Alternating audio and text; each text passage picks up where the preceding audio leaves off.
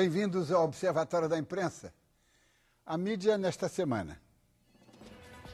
Euforia pela Olimpíada sofre abalo, mancheteou hoje um jornal paulista a propósito da derrubada do helicóptero da polícia pelos narcoterroristas do Rio.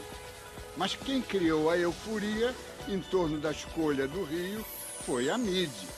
Se a mídia tivesse sido mais prudente antes da escolha e alertasse previamente para os problemas de segurança, o impacto agora talvez fosse menor. Antes da decisão de Copenhagen, a matéria mais contundente foi produzida pela revista americana New Yorker, mas ninguém levou a sério. Ao contrário, seu autor, John Lee Anderson, foi chamado de gringo apenas porque cumpriu o seu dever como jornalista e lembrou os graves problemas de segurança do Rio de Janeiro. Apenas 2 jornalistas da grande imprensa brasileira tiveram a coragem de enfrentar a corrente majoritária do Oba-Oba. No Dia Nacional contra a Baixaria na TV, foram escolhidos os 5 melhores programas brasileiros, iniciativa da Comissão de Direitos Humanos da Câmara de Deputados. O primeiro colocado foi o CQC da Rede Bandeirantes, o segundo foi Altas Horas, da Rede Globo. O terceiro colocado foi Rá-Tim-Bum, o quarto foi Roda Viva, ambos da TV Cultura. O Lanterninha foi este Observatório da Imprensa, e a companhia é muito honrosa. Por que razão jornais e revistas entregam-se com tanto prazer aos vaticínios sobre o seu fim? É masoquismo? Vocação suicida? Ou é mais um modismo que pretendem impingir no mundo comandado pela velocidade e pela obsolescência? O mais recente gadget, brinquedinho eletrônico, é o leitor digital de livros, anunciado há dias nos Estados Unidos e apresentado em grande estilo na Feira de Livros de Frankfurt. O que chama a atenção, pelo menos deste observatório, é o facciosismo do nosso noticiário. Ninguém discute as deficiências naturais e inevitáveis da nova tecnologia. Nossa mídia pintou a traquizonga, como o chamou João Ubaldo, como se fosse definitiva. Não é verdade. O aparelho ainda é tosco, dizem os especialistas, a leitura ao sol é complicada pelo reflexo, mas ninguém lembra que a tecnologia usada é a mesma dos celulares, que, como sabemos no Brasil, deixa muito, mas muito a desejar. Mas qual o veículo que tem a coragem de questionar a qualidade da nossa telefonia móvel? E a portabilidade? Este leitor digital de livros oferece a mesma facilidade de um pocketbook? O prazer de folhear poderá ser substituído pelo prazer de rolar continuamente algumas linhas no monitor? É possível que a deficiência dos protótipos sejam corrigidas, principalmente pelas marcas concorrentes. Mas uma coisa é certa e definitiva. Quando se trata de vender novidades e modismos, a mídia não questiona, não duvida. O que funciona é um instituto do oba-oba. Este observatório acredita que os cientistas e inventores têm compromissos com suas certezas. Mas o papel do jornal é duvidar, duvidar sempre. Vamos ver como ficou o resultado da votação na urna eletrônica do nosso site. A pergunta era: a Folha de São Paulo desafiou a censura judicial ao Estadão ao publicar matéria sobre a família Sarney? Ao todo foram 559 votos. 54% responderam que sim e 46% acreditam que não. A pergunta desta semana é: o mercado editorial brasileiro poderá ser ampliado com a chegada dos livros eletrônicos? Sim ou não? A votação deve ser feita apenas em nosso site, no endereço que você vê aí na tela. Alexandre o Grande, bem que tentou, mas não conseguiu reunir todos os livros produzidos pelo homem na Biblioteca de Alexandria, no Egito. Agora, na era da informação digital, este sonho parece que está de volta. E o acesso a este imenso acervo se daria através dos leitores eletrônicos, pequenos aparelhos que já chegaram criando grandes expectativas. A popularização dos leitores eletrônicos de livros, jornais e revistas ganhou impulso com o Kindle, criado pela livraria virtual a Amazon. Pequeno e leve, o livro digital chegou ao mercado americano em 2007 e revolucionou a maneira de ler. É possível comprar e ler mais de 200 mil títulos no próprio aparelho. Logo, outros modelos surgiram e expandiram o mercado. Hoje, o Kindle está sendo vendido em mais de 100 países, inclusive no Brasil. Mas a novidade para os brasileiros chega pelo dobro do preço, cerca de R$1.000.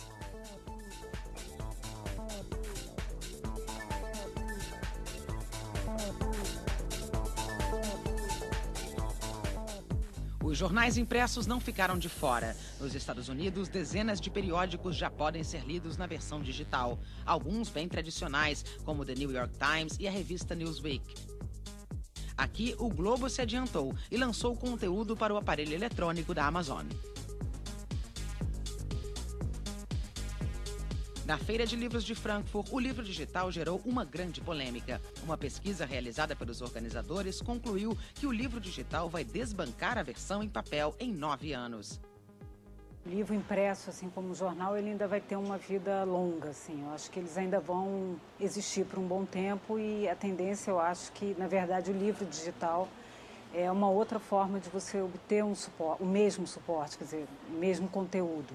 Então, principalmente aqui no Brasil, eu acho que ainda é um caminho longo, mas não tenha dúvida que eu acho que a coisa do digital é um caminho sem volta. A gente aprendeu um pouco com a indústria fonográfica, que errou muito, demorou muito para entender, e eu acho que o mercado editorial está mais atento para isso. Mas é uma mudança muito grande, com certeza.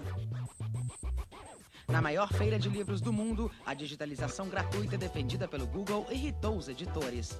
O site de busca se defendeu, lembrando que a tecnologia pode servir para recuperar um livro em extinção.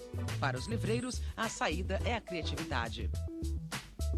A gente vai ter que se reinventar mesmo. Eu acho que, na verdade, a livraria, assim como o livro, eu acho que tem um fetiche muito grande, assim, um contato humano, você atender o cliente, você indicar um livro. Eu acho que isso é insubstituível, mas sim, eu acho que a livraria talvez seja a primeira a ter que pensar como se adaptar nesse novo cenário. E talvez a livraria não seja unicamente um espaço de vender apenas livro. Eu acho que ela pode ter um espaço maior do que isso. O escritor e imortal João Ubaldo se mostrou cético em relação ao progresso do Kindle. Para ele, o sucesso do livro em papel é conquistado página por página.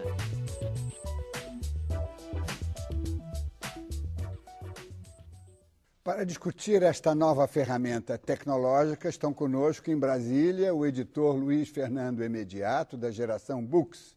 Em São Paulo, Felipe Serrano, repórter do caderno Link, do Estado de São Paulo, e aqui no Rio, Fernanda Pellegrini, gerente de inovação da Infoglobo, e o professor de jornalismo e comunicação, Muniz Sodré. Você pode enviar sua pergunta ou comentário pelo telefone ou através do nosso chat no site da TV Brasil. O endereço é www.tvbrasil.org.br/interatividade. Participe. Fernanda Pellegrini é gerente de inovação do Infoglobo, jornalista formada pela UFRJ, participa do desenvolvimento da internet comercial no Brasil desde 94, quando começou. Fez parte da primeira equipe do JB Online em 95, primeiro jornal brasileiro na internet.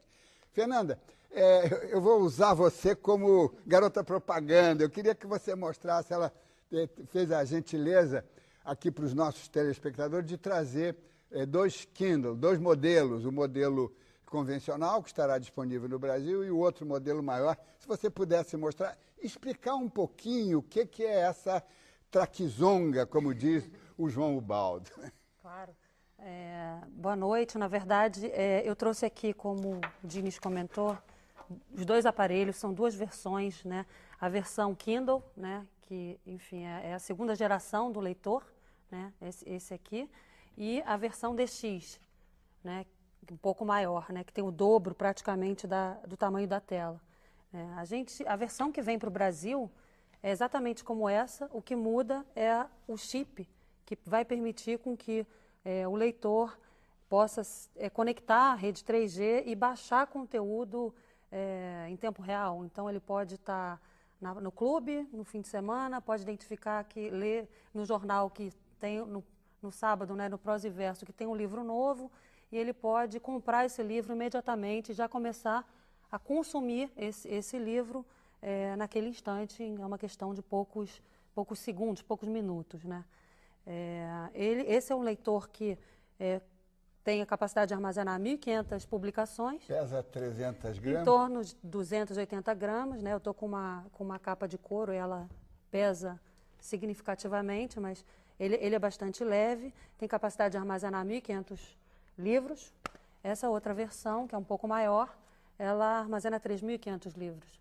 Então, assim, você praticamente pode viajar, né? Quem viaja muito, quem leva consigo a sua biblioteca e pode mudar de ideia aí, enfim, com uma certa facilidade, sem carregar o peso, né? Agora, a pergunta, o jornal o Globo acredita que realmente esse formato vai representar, digamos, um acréscimo à sua circulação?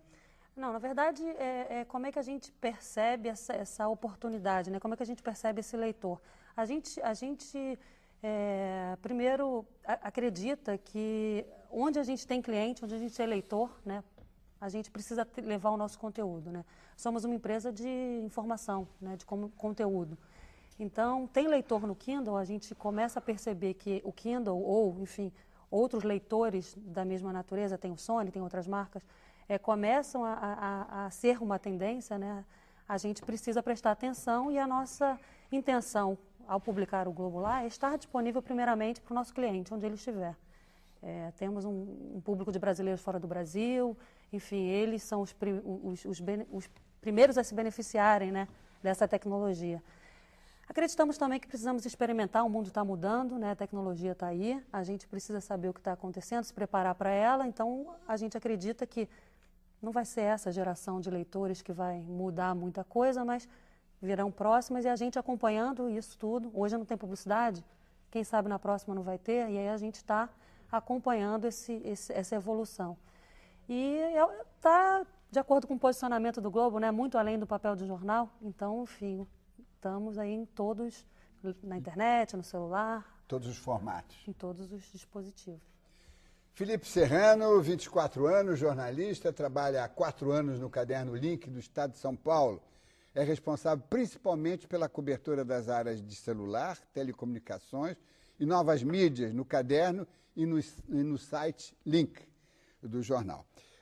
Felipe Serrano, o Estadão me assustou no outro dia, semana passada, que saiu com uma chamada na primeira página, anunciando o fim do livro impresso em 2018. Naturalmente, não foi o Estadão que fez essa pesquisa, foram os responsáveis lá pelo lançamento do Kindle na feira de Frankfurt, que estava se realizando naquele momento. Você não acha que eu vou usar a expressão que eu tenho usado, que é importante, é muito oba-oba, quer dizer, um oba-oba até negativo, né, fúnebre, porque está comemorando o fim de uma experiência multissecular que construiu a civilização ocidental, não é? Eu acho que essas afirmações não são, essas entregas à tecnologia não são um pouquinho exageradas, Felipe? Diniz, boa noite. Eu acho que o pessoal exagerou mesmo um pouco, na verdade, mas é como a Fernanda falou, eu acho que o mundo digital está se abrindo a várias novas possibilidades e todo mundo tem que estar dentro, assim. Eu acho que vai ter leitor que vai querer ler o livro digital no aparelho, onde que ele quiser, ele pode baixar um livro e comprar na Amazon, mas o livro normal, convencional, em papel, ele vai continuar, em 2018 ou para frente, pelo menos essa é a minha opinião. Eu acho que o pessoal da pesquisa exagerou um pouco, até porque o livro em papel ele tem muita vantagem, né? E o Kindle está chegando agora para o Brasil, ele é uma coisa nova e boa, mas acho que é só o começo disso que a gente vai ver para frente, da digitalização dos livros. Mas eu acho que o livro em papel ainda tem bastante chão por aí mesmo. Luiz Fernando Imediato é escritor, é jornalista e editor de livros da Geração Editorial. Venceu 25 prêmios, entre eles o Prêmio S. Criou o Caderno 2 do Estado de São Paulo. Luiz Fernando, como é que você se sente? Você é editor de livros impressos, é jornalista de papel. Como é que você vê essa traquizonga? Diniz, um prazer falar com você. Você foi meu primeiro chefe quando eu era estagiário na sucursal do Jornal do Brasil, em Belo Horizonte, em 1973, e eu mandava minhas matérias para o Rio de Janeiro, onde você era o editor-chefe, eu mandava por telex. Pouca gente jovem hoje sabe o que é um telex, né? Uma fita que você perfurava mandando o texto.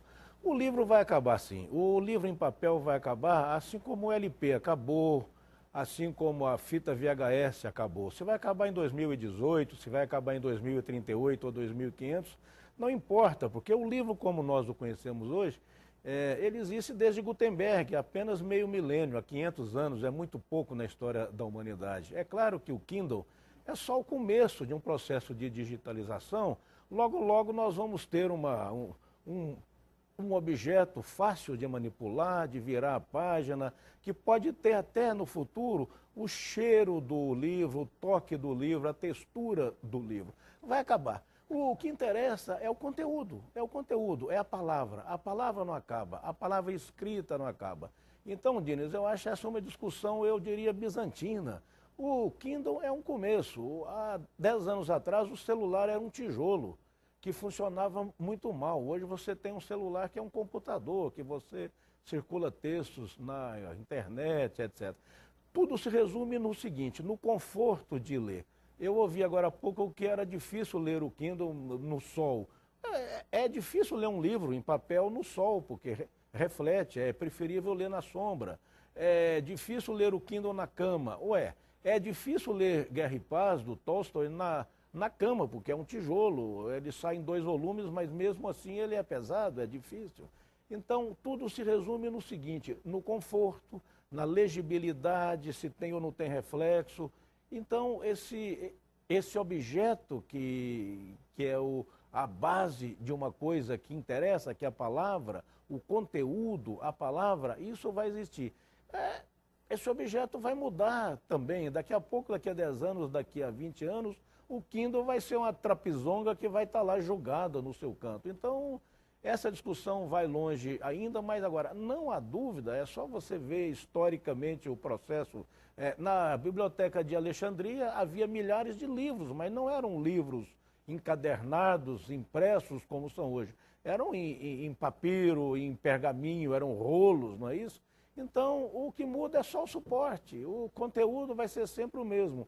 A palavra, o pensamento, aquilo que nos faz sonhar, que nos faz ficar comovidos, que nos faz refletir e ficar indignado.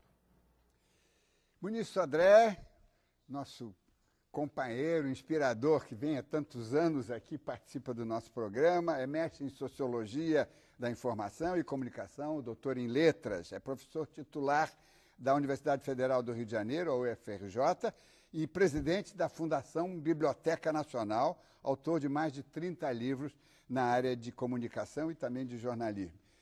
Muniz Sodré, esse prazer de pegar aqui um pocketbook do Elias Canetti, o Prêmio Nobel de 81, não é? Aqui você abre, você tem 26 mais 26 linhas, são 52. Você pode ler deitado, você pode ler sentado, você pode ler no toalete, você pode ler onde você quiser. E tem um processo multissecular. Eu vou me permitir discordar do Luiz Fernando. O livro é anterior a Gutenberg. O Gutenberg apenas inventou uma nova tecnologia, que foi o tipo móvel. O livro, a impressão de livros, vem desde a xilografura dos chineses, Ele apenas inventou uma forma de multiplicar rapidamente a impressão. Portanto, essa experiência multissecular, você acha que vai ser assim jogada fora? Pegue e responda. Olha, Diniz, eu recentemente aí na Biblioteca Nacional, eu sempre aqui um especialista francês que tinha me mandado um livro, chama Michel Melot. Ele tem uma bela definição de livro. É um sujeito muito simpático, muito inteligente. Ele diz o seguinte, olha, livro é aquilo que mora entre duas capas. De certo modo, ele confirma a definição do Luiz Fernando Imediato com o livro com relação ao conteúdo. Porque, na verdade, o conteúdo do livro pode migrar para qualquer suporte, em princípio. E o que nossa dificuldade com o objeto chamado livro é a forma dele. Ora, essa forma demorou cerca de 4 séculos para se impor. Quer dizer, desde o início da era cristã até mais ou menos o 4º século, essa forma é a forma códice, a forma códex. Essa forma significa páginas imbricadas em cadernos, costuradas, e você lê de uma certa ordem. E frontais, né? E frontais, você lendo ou da esquerda para a direita, ou da direita para a esquerda, se for árabe, ou se hebraico, ou se for japonês. Então, na verdade, levou muito tempo para se impor, porque antes era o rolo. Paradoxalmente, nós estamos voltando um pouco ao rolo, porque o rolo você desenrolava assim para ler, tela de televisão já é o rolo, o cinema é um pouco rolo, e o Kindle é um pouco rolo. É um pouco rolo. Mas é um rolo. Aquele livro que no templo os judeus entregam a Cristo, que é a Torá, era um rolo. Né? Que ele dobra, sagrado, o rolo sagrado, que ele dobra, devolve e diz, olha, e aí fecha o livro. Né? Aquele era o grande livro do culto. Eu acho que a partir do Códex nós tivemos o culto do livro. Né? O culto do livro e a forma democrática, a forma escola, a forma da cidadania está ligada a esse objeto chamado livro. Mas eu acho que as formas mudam no tempo, que as formas se transformam, é próprio da forma mudar. E as vantagens do papel permanecem por muito tempo e não acho que isso possa substituir em 2018 nem tempo. Qual é a primeira vantagem? Como diretor, presidente da Biblioteca Nacional, eu tenho que dizer o seguinte, não há nada mais confiável hoje para a preservação de um conteúdo do que o papel. Eu acho. Por exemplo, um microfilme, onde nós, digamos, registramos jornais que recebemos todo dia e que mandamos lá para o Cais do Porto, um microfilme dura 500 anos. Pode durar 500 anos. Um material digital desse, não há nenhuma garantia da durabilidade dele. Pode durar 1 milhão de anos ou durar 2, 3 anos. Nós não sabemos, realmente. Então, eu não confiaria o backup da Biblioteca Nacional a nenhum material digital. Esse é o princípio. Então, o velho papel ainda é a maior garantia de sobrevida da memória da cultura nacional que nós temos. O papel, tanto é confiável. Agora, eu acho que, efetivamente, a forma livro, eu acho que tende a mudar. Porque, nesse ponto eu concordo com o Imediato, o fundamental é o conteúdo. Quer dizer, o livro permanece vivendo entre duas capas, fora do papel. Nós temos, portanto, que pensar essa transição, pensar essa mudança, inclusive por razões ecológicas, que cada livro desse, cada jornal é uma árvore, uma floresta que acaba. Vamos fazer uma pausa e voltamos já para discutir o futuro do livro.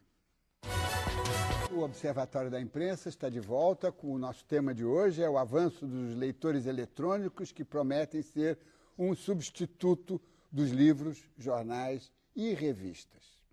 Nos Estados Unidos, o Kindle e outros modelos de leitores eletrônicos ganham mais espaço a cada dia. E a oferta de conteúdo digital também não para de crescer, como conta a correspondente Lúcia Guimarães, de Nova York.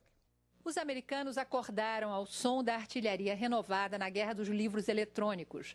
A estreia brasileira do Kindle da Amazon, o mais vendido de todos os modelos, coincide com a estratégia de ampliar o teatro de operações para territórios menos competitivos e menos céticos do que o mercado americano. A pressa é evidente. O design do Kindle Internacional é fundamentalmente americano, inclusive nas conexões. O modelo só baixa livros em inglês. E uma vez comprado, o título não pode ser compartilhado ou impresso. Ou seja, o que a gente compra é o direito de ler palavras no hardware fabricado pela Amazon, cujo software não pode ser acessado de outro livro eletrônico. Jeff Bezos, o fundador da Amazon, revelou que 48% dos títulos vendidos online pela empresa neste segundo semestre são versões para o Kindle. As árvores agradecem. Leitores, autores e editoras ainda divergem sobre as novidades. Quando estava no ar ao vivo às 6h30 hora de Nova York, já conhecia o conteúdo de 3 dos principais jornais da cidade. Assim, me juntei aos 14% dos americanos que, em 2008, leram pelo menos um jornal online diariamente. A porcentagem da população que lê jornais impressos continua a cair todo ano, de 34% em 2006 para apenas 25% no ano passado. Jornalismo, profissão, teimosia. Muito bem, temos aqui muitas perguntas dos nossos telespectadores, perguntas feitas por telefone, o velho Grambel. Eu acho que está funcionando melhor do que o chat e a banda larga nossa, que afinal não é tão larga assim. Mas aqui o Eduardo Gomes do Recife, o Samuelson de Teles do Piauí, para a Fernanda. O leitor eletrônico pode incentivar a leitura entre aqueles que não gostam de ler, principalmente os jovens? O que eu acredito é que para aqueles que gostam de tecnologia, né, o aparelho ele acaba seduzindo e pode atrair, né, ele tem um poder de atração. Mas para se manter, né, na verdade, lendo, né, e praticando e cultivando esse hábito da leitura, realmente, enfim, precisa mais do que o suporte, né?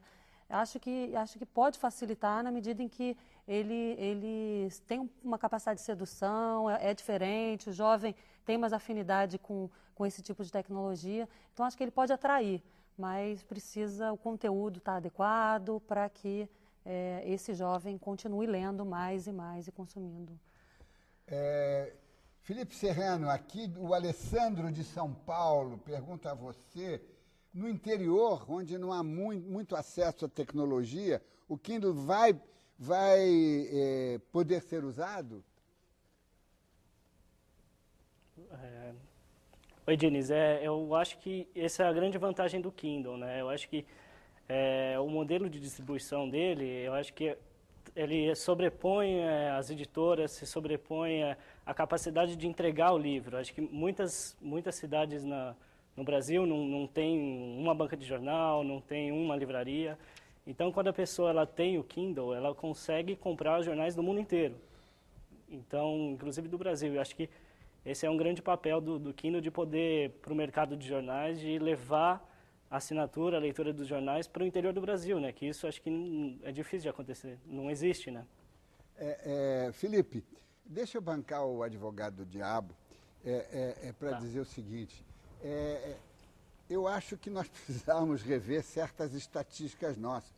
O Brasil é a pátria dos celulares, não sei quantos milhões de brasileiros têm celular, mas ainda eu não vi publicado na mídia uma estatística sobre as ligações que caem, que ficam intermitentes, que não se completam. E, sobretudo, os pedaços do Brasil que estão longe, que não são alcançáveis pelo telefone celular. Você tem que pegar um carro ou um ônibus para chegar mais perto de um lugar onde você possa falar. Quer dizer, é preciso ver também que essa traquizonga está relacionada com a transmissão, a mesma transmissão de celular. Quer dizer, na medida em que nós não resolvemos o problema do celular, nós vamos ter um problema para baixar os títulos, não é? Como é que você vê isso? Isso é verdade, Diniz. No Brasil, deixa eu te corrigir, são 164 milhões de celulares hoje. Então, já atinge grande parte da população. O problema da rede, na verdade, o Kindle ele baixa pela rede 3G do celular, né, que são as redes de banda larga móvel. Mas se você mora numa cidade que não tem a rede 3G, você ainda assim consegue usar. A velocidade de conexão é um pouco mais baixa, vamos dizer assim, cerca de 2 a 3 vezes a velocidade da conexão de escada do telefone.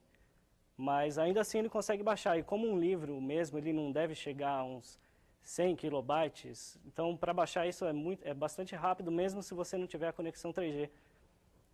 E a disponibilidade dessa rede já está bastante desenvolvida no Brasil. Só as redes 3G que estão mais restritas às capitais, mas nas outras cidades, assim, vamos falar de pelo menos 200 mil habitantes, você consegue ter acesso bastante bom. O que a gente fica na dúvida é para saber se o Kindle ele vai fazer alguma parceria com as operadoras no Brasil para poder usar as redes delas, porque lá no Brasil ele paga as operadoras para os consumidores poderem baixar os livros, né? Então o consumidor não precisa pagar nada. Aqui no Brasil parece que ainda não há nenhum acordo desse tipo, que talvez as pessoas mesmo, quem baixar o livro vai ter que pagar pela transferência de dados também com as operadoras. Isso ainda, a Amazon ainda não respondeu. Felipe, a Fernanda tem aqui uma explicação complementar. Na verdade, o consumidor final não vai precisar desembolsar nada para ter acesso a isso. Nas principais cidades e capitais do Brasil, e tem um mapinha disponível ali no site da Amazon, etc., a rede 3G funcionará, enfim, segundo eles funcionará, eles têm uma parceria já, eles não divulgam exatamente com qual operadora, mas a parceria já está funcionando. E para complementar, eu acredito que no interior talvez realmente não funcione em grande parte do Brasil, mas uma maneira de se fazer é a maneira com que, enfim, quem tem o Kindle hoje já faz, antes desse lançamento internacional, que é a velha história. Você liga no seu computador, bota um cabo USB, liga nele, e como assim, da mesma maneira como você faz com o seu iPod para baixar a música, você baixa o livro, o jornal, via computador e joga para cá. E aí você tem a portabilidade do equipamento. Então, se naquela região, né, no interior do país, ele não tiver acesso àqueles títulos todos, ou porque não tem livraria, ou porque tem algum tipo de limitação, ele consegue ter acesso e carregar no seu device, né? Luiz Fernando Imediato, uma pergunta do Igor Noronha, de Paracatu, Minas. Num país como o Brasil, com tanta gente carente, o livro impresso ainda vai ter que durar muito, porque senão muita gente vai perder o acesso aos novos títulos. Não acha?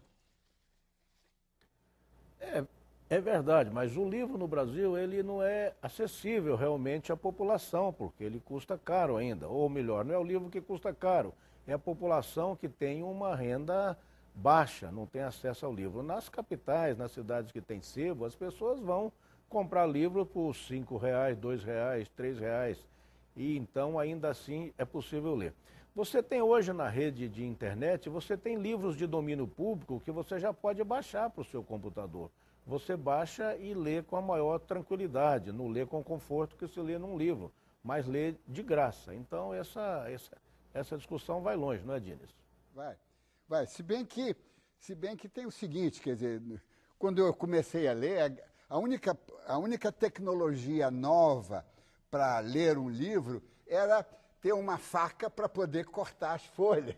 Era o único problema tecnológico que havia. O resto era folhear, né? Hoje tem que baixar, tem que ligar, aí não funciona, cai, não sei o quê. Bom, essa é uma discussão interminável, mas o Miqueias do Recife pergunta ao professor Muniz Sodré o seguinte: os escritores brasileiros vão ter espaço nesta nova tecnologia ou os escritores estrangeiros vão sempre ter mais espaço? Olha, claro que não vão ter. Quer dizer, na verdade, esse é um outro problema. Quanto mais essas tecnologias se desenvolvem e entram no mercado, essas traquições entram no mercado, quer dizer, as leis também dos editores, as leis de publicação, se ajustam ao mercado como já estão se ajustando. Quer dizer, dificilmente, se você não é o grande vendedor de livros, o autoajuda, ou de ficção, é difícil editar livros. Se edita muito livro, realmente, no Brasil, estamos editando mais do que nunca, mas em pequenas tiragens, e os editados brasileiros são um número muito pequeno, realmente muito pequeno. Eu não creio que isso aí altere o mercado, ao contrário, vai intensificar a regra do mercado. Portanto, não creio que os escritores... Não representa uma democratização, uma universalização. Né? Realmente eu não acredito, a menos que se constituíssem cooperativas de escritores ou formas alternativas de editar livros e colocar no mercado. Isso aí facilita, quer dizer, por outro lado pode facilitar, mas desde que isso não seja um monopólio de editoras ou monopólio de grandes empresas, que é o que normalmente tende a ocorrer. Por exemplo, quando se multiplicavam, se dizia que ia multiplicar os canais de televisão, havia uma grande esperança de democratização das redes de televisão. O que é que você viu?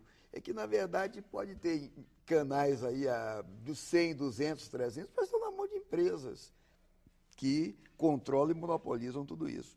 Então, a democracia não é da ordem da quantidade, simplesmente. Quer dizer, uma grande garrafa de água mineral transformada em 40 garrafinhas de água mineral, continua a ser água mineral com a propriedade da marca, do dono daquela marca.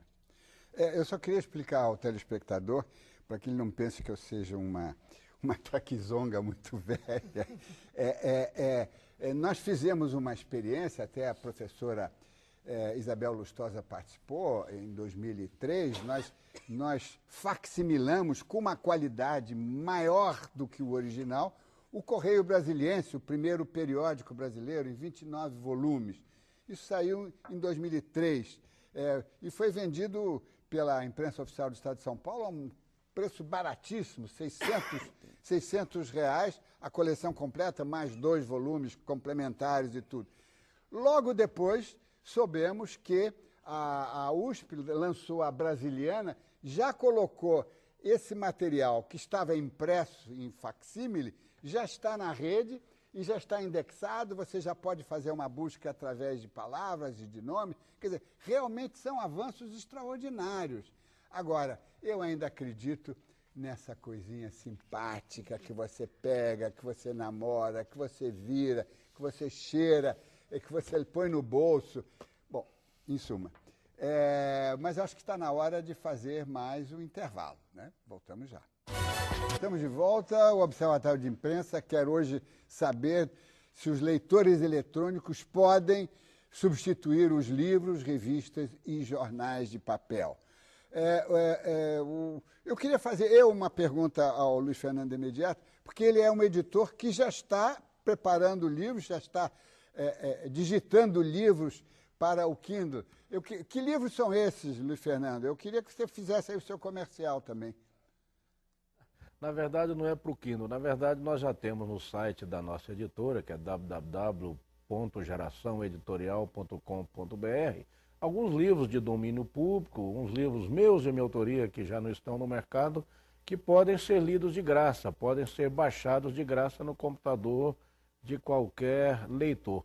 Na verdade, todas as editoras do mundo têm que se preparar para digitalizar os seus livros, não é coisa difícil, isso é coisa básica, não é? Você pode, hoje, você coloca no formato PDF, qualquer um pode baixar e ler. Eu mesmo gosto de ler o Estadão, o Globo e a Folha no computador de manhã, no formato digital, em PDF, que a página, inclusive, gira na tela do computador. Porque ler o jornal em papel, ele suja a mão, e eu sou alérgico, eu espirro muito. Eu prefiro ler jornal no computador, sinceramente. Em casa, sentado, claro, porque não dá para carregar aquela trapizonga, né, Diniz? Mas agora, todas as editoras do mundo têm que estar preparadas, porque daqui a pouco, e eu digo daqui a pouco mesmo, o livro em formato papel vai ser uma coisa de colecionador, não vai existir. As livrarias vão ter que se preparar. Hoje, as grandes redes de livraria, Saraiva, Fnac, Cultura, elas não vendem só livro, vendem livro, DVD, computador, celular, aquela coisa toda, esse monte de trapizonguinhas, né, Diniz? Essa coisa do João Baldo chamar umas engenhocas de trapizongas. Então, nós temos que estar preparados para isso. Quer dizer, editora é o quê? Edita texto, edita conteúdo. Se vai sair em papel, se vai sair em formato digital, se vai sair para o Kindle, se vai sair para o para o iPhone, se vai sair para o computador, não interessa, vai sair para os olhos de alguém que vai tomar conhecimento daquilo, que vai ler. Editar conteúdo numa página que não precisa ser necessariamente de papel. E como alguém disse aí, as árvores vão agradecer muito, e o meio ambiente também. Felipe Serrano, tem uma pergunta, eu queria te fazer uma pergunta. O leitor do seu caderno, do Link, que é um caderno das segundas-feiras do Estado de São Paulo, dedicado à informática, dedicado às novas tecnologias de comunicação, que tipo de leitor é? Vocês provavelmente já estudaram isso, fizeram pesquisas. Que leitor é? O jovem, é o velho, já com nível superior ou está apenas começando? Desenha aí o leitor, o futuro leitor do Kindle, provavelmente, né? Então, Diniz, lá no jornal, basicamente o leitor do Link é o leitor do Estadão. É o leitor que assina o jornal, que é já um público mais velho, assim, mais de idade. Mas no site a gente se abriu um pouco para pegar essa nova geração de leitores que está basicamente na internet e não tem muita paciência de ler o jornal, não gosta do formato, não sei. Agora, mas basicamente eu acho que os leitores são o padrão do jornal mesmo, que é o pessoal mais velho mesmo. A Patrícia Carneiro, aqui do Rio de Janeiro, pergunta ao professor Muniz Sodré: você, como presidente da Biblioteca Nacional, deveria ficar muito contente com os novos leitores eletrônicos, porque isso resolve o problema da falta de espaço. Não é isso? Olha, na verdade, eu fico contente, assim. Eu acho, primeiro, eu estava há pouco falando com você, eu acho que há novas formas de ler, há novas formas de leitura, os jovens estão lendo de maneira diferente. Nós estamos habituados à leitura da esquerda para a direita, à leitura monocentrada no livro, e hoje os jovens leem escrevendo, como se fosse uma lectoescrita no computador. Não sei se estão escrevendo bem, mas está tudo muito no início. Leiam o clipe. No Twitter são 120 caracteres. O Twitter, o Facebook, são novas formas de ler e escrever, e ler também por encadeamento, que é o hiperlink, o hipertexto dos computadores.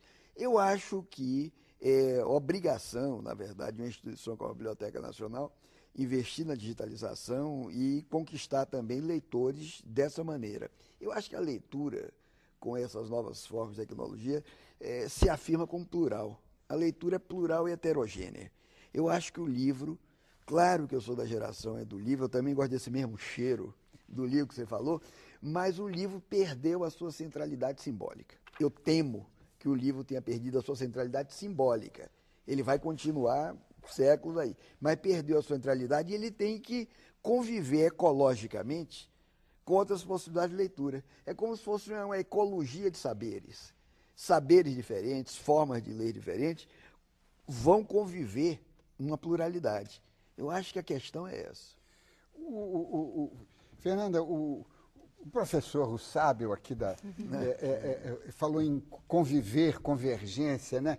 Eu gostaria de saber como é que você vê, com essa sua experiência desde 94, é possível essa convivência, quer dizer, essa guerra a lei da selva, um vai matar o outro.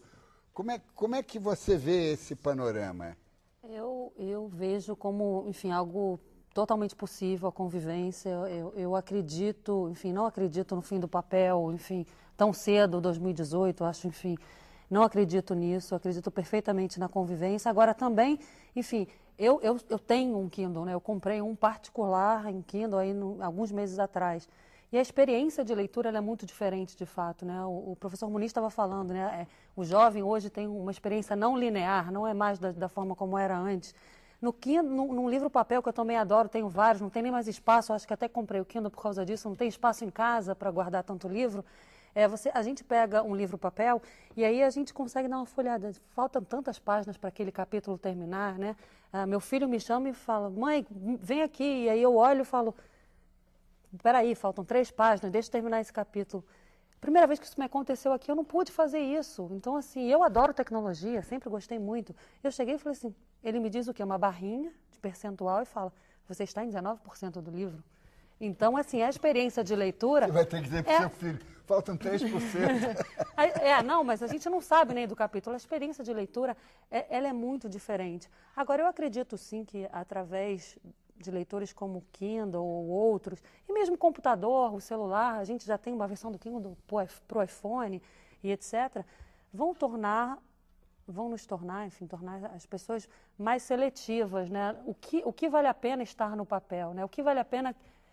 Eu já penso 10 vezes o que eu vou imprimir. Não é tudo que vale a pena ter impresso. Eu preciso preservar, como o professor Muniz estava comentando, e eu preservo melhor ainda em papel.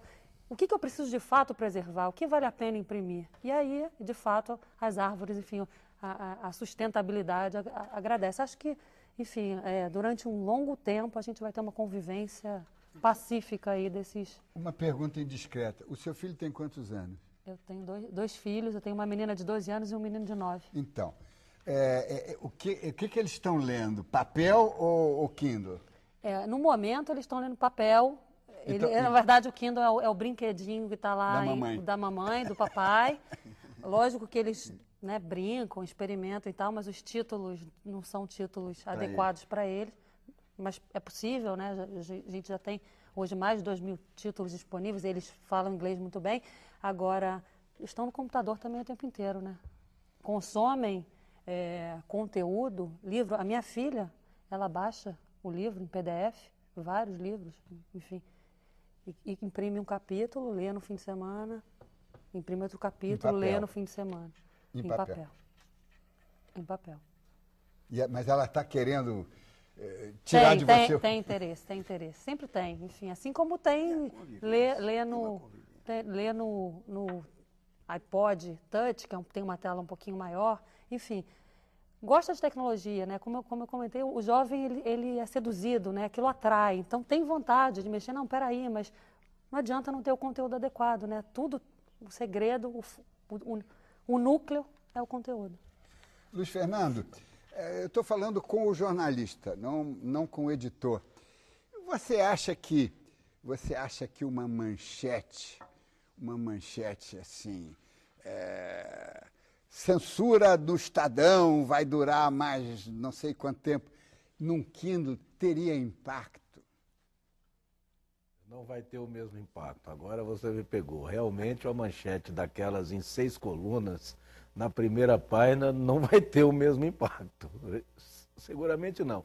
E também você lê jornal no formato digital, aquele em que você lê as matérias uma a uma, também não tem muita graça, porque você tem que ver como que foi editado, a hierarquia da notícia.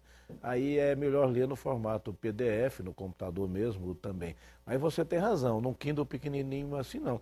Mas suponha que um dia o Kindle já esteja tão assim evoluído que a manchete já vem com música, com som, já vem bombástica, já vem com locutor gritando, né? Ou com aquela voz do Cid Moreira, sei lá. Aí é diferente, né? Tudo depende. Vamos ver como é que isso vai evoluir. Muniz, como é que você responderia a minha provocação? Não, você provocou bem. Eu acho o seguinte, o que falta, talvez essa palavra, eu estava vendo esse livro do Canetti aqui, ele falando de Gogol, ele diz assim, o que há de vivificante em Gogol, ele diz, é a falta de coração. Mas ele está falando da angústia de Gogol. O que há de vivificante, ainda nessas novas tecnologias, também é a falta de coração. Ou seja, nós ainda não temos um coração suficientemente técnico, suficientemente tecnológico para aceitarmos por inteiro isso. Há um descompasso entre elas e nós. É a famosa frase sobre Andy Warhol. Ele diz assim, Andy Warhol. Ele diz, eu não tive sorte de ter nascido uma máquina. Andy Warhol. Nós não tivemos essa sorte de ter nascido máquinas ainda, nesse sentido. Isso ainda pode bem. não ser tão ruim. Ainda bem. Ainda bem. Ainda bem. Nós estamos chegando ao fim desta edição. Eu quero agradecer a presença do editor Luiz Fernando Imediato, dos jornalistas Felipe Serrano e Fernanda Pellegrini e do professor, nosso colaborador, Muniz Sodré. Você também pode participar do nosso programa, envie o seu comentário ou pergunta em vídeo. Acesse o nosso site e participe. Mas lembre-se, acompanhando o Observatório da Imprensa pela televisão, pela internet e pelo rádio, você nunca mais vai ler jornal do mesmo jeito. Boa noite.